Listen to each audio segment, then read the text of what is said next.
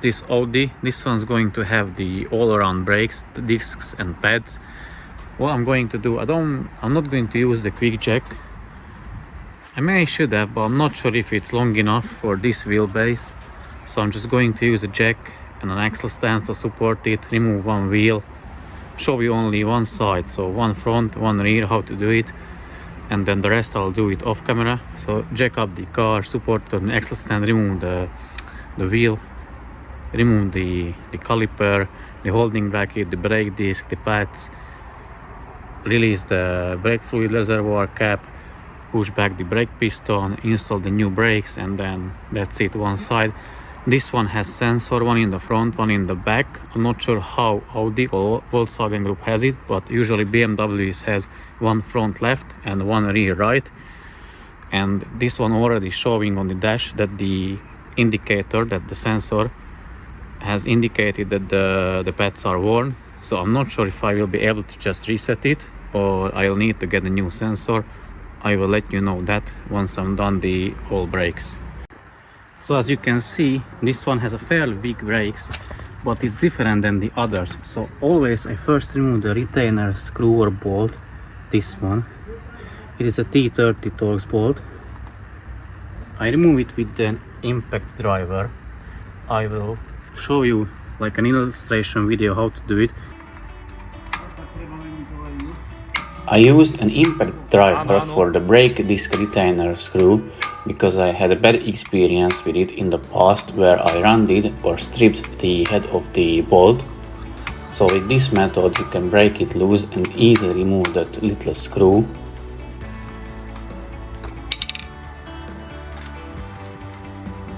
Because the last thing you want to strip the head of this bolt, because if you do it's really pain in the ass to remove it. Now here is the caliper. The pads are held in with this retainer, so just hammer it out that way. It has the sensor, here is the connector, and it goes down, so you need to unplug it or disconnect it. And it doesn't have a brake caliper holding bracket. Basically there are just two bolts, one here and one on the top. You remove it and you can remove the brake caliper, hang it, remove the brake discs from it, push back the two brake pistons, and then install everything back together. So the discs and pads are off. Basically how I done it, I removed the two bolts for the brake caliper. They were size 21 bolts. I used like this type of ratchet which I can wiggle, and yeah, it was 21 mil, and I use a jack handle on the end of it. That's how I break it loose. Remove the two bolts. Also used a screwdriver and hammered this bit out of it, and then removed the brake pads, disconnected the sensor. And for the sensor it's a where is the sensor? Here is the sensor. I don't think I can reuse it, I will see. The other end, so basically it's like this in the car. You have this tab. You need to push this tab with a screwdriver and then twist it this way, and you can remove it from the bracket, from this bracket, as you can see. And with the brake discs I had difficulty to remove it with a hammer. So either you have a very big sledgehammer, or you have this expensive tool right here, so it attaches to the end of the brake disc. It's there, and then I put back two wheel bolts so it won't fly off, and also used a one brake pad in between that big bolt and this one, so just like this, and jacked it off this way.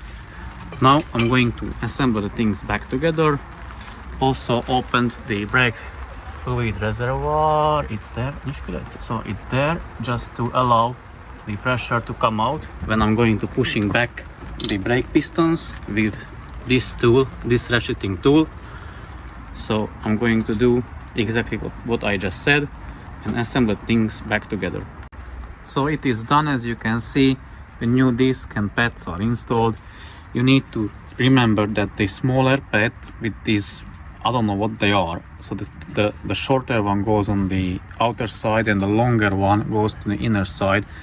And also need to make sure, because they have these plastic clips, so it needs to go straight to the piston. If you have a look inside the brake caliper, and when you put these ones back, these pins, so these clips, metal clips, need to align with the hole in the brake piston, otherwise you won't be able to push them in. And then you can tighten the retainer screw. Just hand tight it. It doesn't need to be crazy tight, like bit more than hand tight, and then you can put back the wheel and you're done with the front brakes. Okay, now to the rear brakes. As you can see, this is a classic setup. So basically you have the bolts for the brake pads for the brake caliper, and then the brake caliper holding bracket, one there and another one further down. So I think this is 12 or 13, maybe 14. This is usually 14, 15 or 16, maybe 17. Only thing different here is the electronic parking brake, and here is the brake sensor as well. So again, disconnect this one, remove the brake sensor cabling, and then with the electronic parking brake you need to put it in service position to be able to push it back. But pretty much that's it. I'll show you in a second what needs to be done. So guys, I'm going to show you how to put this Audi A4 B9 platform rear brakes or electronic parking brakes into service position. Also basically like how to retract them or be able to push them back. So have the diagnostic tool hooked up. I have this auto tool connected to the car, have it in the main menu, press guided functions, choose the control unit, which in our case will be the brakes. Obviously have the ignition turned on, the diagnostic tool properly connected to the car, and we are going to use this one, the remove brake pads. And it basically tells what it's gonna do. Continue. And we are going to start path change mode, so that's option 1. And you will hear the rear parking brake moving.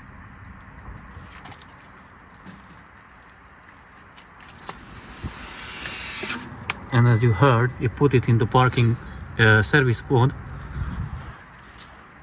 Also the parking brake button will be flashing, and you will have that yellow triangle on the dashboard.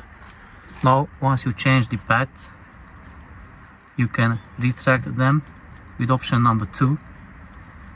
You will be hear them moving again. Yeah.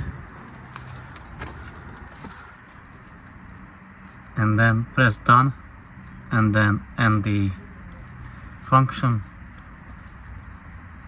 and that's it. Also another way you can, when you remove the wheel, the caliper, the parking brake motor is attached to the caliper, so you can remove, disconnect and remove the motor of the parking brake and manually turn it. But in that case it is recommended to change the rubber o-ring. So since I have the tool, I didn't do that. And also some people say, I think you can do it with a 12-volt battery. So buy a 12-volt battery, a small one, use 2 cables or crocodile cables attached to the terminals, one by one. So first to the positive, then to the negative, and check the piston where it is moving. If it's coming out, you need to change the cables. So swap them, and then it should not move at all. You just should hear the motor working. So once it's reached, you leave it, let's say for 10 seconds, it's reached its final position, then you will be able just to push back the piston with a regular tool. You don't need to twist it. It's enough if you just push it back. So that's it. Okay, the disc is off. I need to clean the hub surface with a wire brush in the drill. The parking brake is in service position. I'll show you how to put it back. I guess even though this has the grooves, the 3 grooves as you can see, I think I'll be able just to push it back. Usually I'm able. I just hang it the brake caliper there. As you can see, the caliper holding bracket is held by two 18mm bolts. I used 18mm spanner on it and hit the other end with a hammer to break it loose. Here is the caliper holding bracket. Clean the surface where the brake pad is going, and also it has 30mm bolts or Torx bolts. I used the hex socket on it and held here the other bolt with a 17mm spanner while undoing the bolt. That's how I removed the caliper. Then, as I said, 18mm bolts for the caliper holding bracket. So clean the surface, push back the brake piston and put the new parts on the hub and install everything back together. Also the sensor is connected here. The same procedure as you see. There is the little hole there. You push it and then you twist out the sensor like this way, and then you can pull it up, and basically that's it.